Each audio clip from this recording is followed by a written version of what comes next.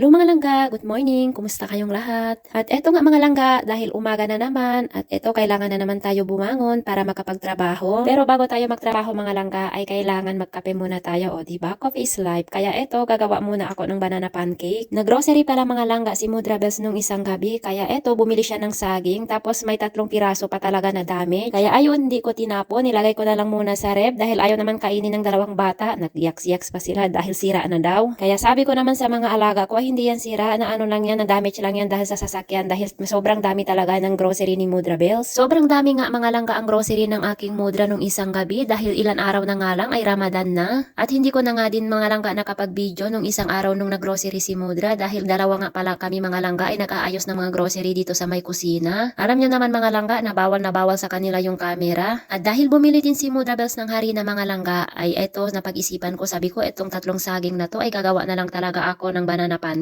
At ganito lang kabilis mga langga gumawa ng banana pancake. Kailangan lang talaga natin dyan mga langga durug-durugin muna yung saging. Sana all dinurug-durug, char. Tuwing may saging talaga kami mga langga, lalong-lalo na yung sobrang hinog na talaga siya mga langga, ganito talaga ang ginagawa ko sa saging. Dahil pampalipas gutom na talaga to mga langga, dahil ako dito sa bahay ng amo ko, kapag nakakape ako tuwing umaga, minsan di na ako kumakain ng kanin. At kapag gumagawa talaga tayo ng pancake mga langga, syempre hindi talaga mawawala ang baking powder dyan, di ba? Kaya eto, naglagay na din ako dyan ng konting baking powder. At eto na nga, tinakpan ko na ulit dahil ibabalik ko na to ulit sa cabinet. At eto naman mga langga ang isusunod ko. Syempre dahil bago pa tong harina namin, syempre buksan ko muna. At eto na nga mga langga, binubuksan ko na yung harina dyan para makapaglagay na tayo ng harina dyan sa saging natin. At eto na nga mga langga ang isusunod ko. So ilalagay ko na yung harina dito sa saging tapos imekos-mekos lang natin yan. Sobrang dali lang naman talaga gumawa ng banana pancake mga langga. At ayun nga, nakapaglagay na ako ng harina dyan. Konti lang talaga ang nilagay ko dahil 3 lang naman yung saging ko. At eto nga mga langga, nag-add na rin ako ng konting asukal. Nasa sa inyo na yan kung maglagay pa kayo ng asukal. Pero para sa akin is mas maganda talaga kapag mag-add tayo ng konting asukal para may matamis-tamis din, kasing tamis ng pagmamahal niya sa'yo, char. At ayun nga mga langga, nag-add na rin ako ng konting tubig. So kailangan tansyahin lang muna natin yung paglagay ng tubig. At eto nga mga langga, dahil nakapaglagay na ako ng tubig dyan, so eto, imekos-mekos na naman natin. At ayun nga mga langga, minekos-mekos pa rin natin hanggang mararamdaman mo talaga yung pagmamahal niya sa'yo, char. At nag-add na naman pala ako ulit mga langga ng tubig dahil feeling ko kulang talaga yung pagmamahal niya sa akin, o diba? Sana all na lang talaga may nagmamahal.